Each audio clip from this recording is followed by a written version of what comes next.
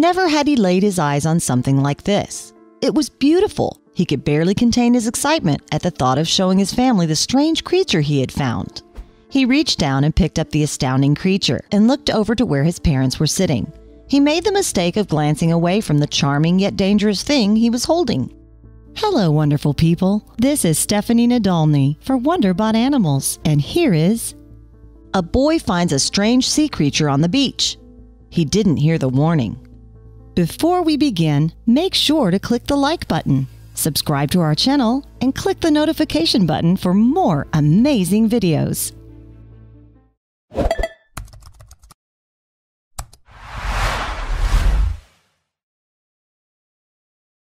The Lane family had been going to the Padre Island National Seashore for 30 years. They considered it a tradition at this point. They always needed a place to get away after all.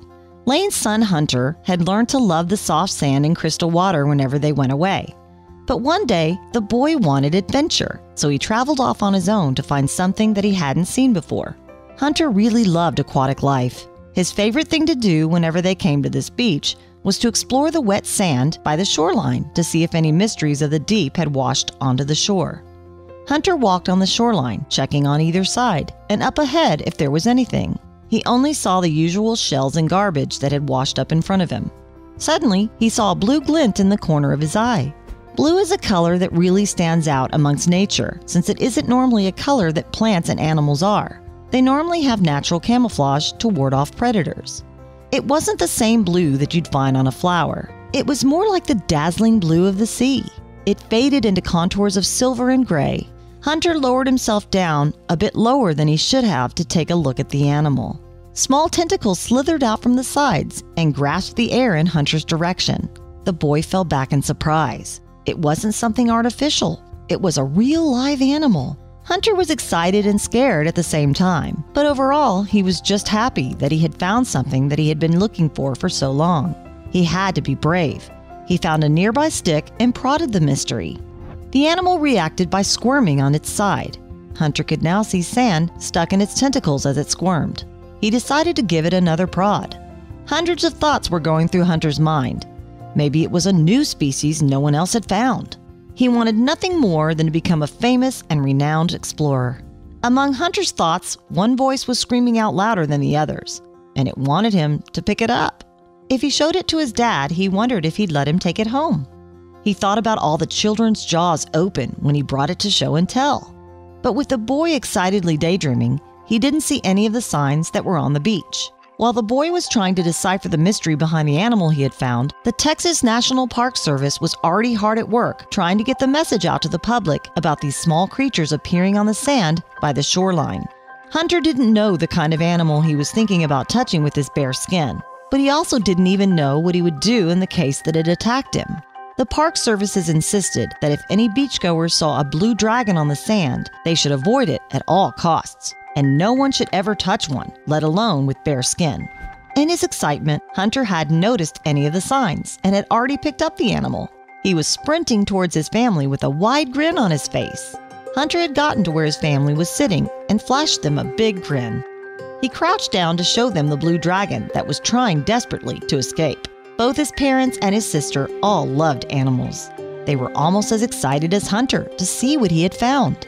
They also wanted to pick it up and hold it.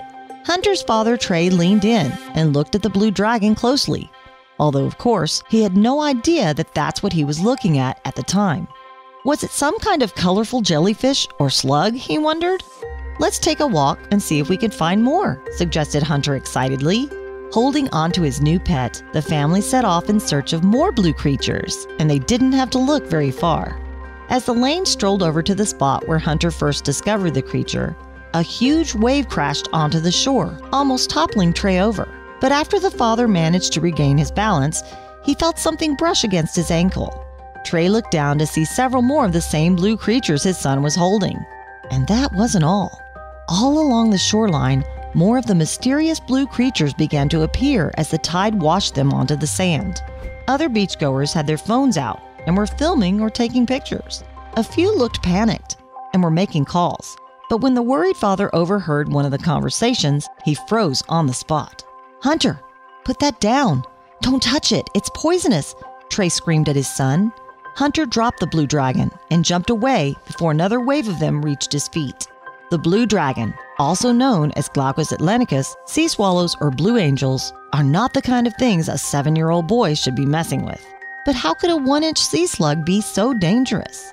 The marine gastropod spends its life bobbing along the temperate waters of the Atlantic, Pacific, and Indian Oceans. Its favorite prey might sound familiar: the Portuguese man-o'-war, a jellyfish with a very painful sting. But to the blue dragon, it's not only a source of food, it's a way to load up on ammunition. Blue dragons aren't venomous by their own nature, and they have excellent immunity to other creatures' stings. But the way they harm a predator is very interesting and a bit scary. When they attach onto a man-o'-war, their feathery fingers have little sacs on the ends, which they use to carry what it steals. Sting cells from its food transfer to the little sacs, where it's stored for later. The more it collects, the more agonizing the pain for its enemies, especially since it can be more concentrated into one spot, lighting the nerve endings on fire. But why are the creatures such an unnatural shade of blue? The hue comes from what the blue dragon eats, as well as the environment it lives in. It floats with the blue side facing up, to blend into the water, and with the gray side down to be camouflaged from anything beneath it underwater. However, the blue dragon's bright color was especially dangerous for young Hunter because it drew him right to it.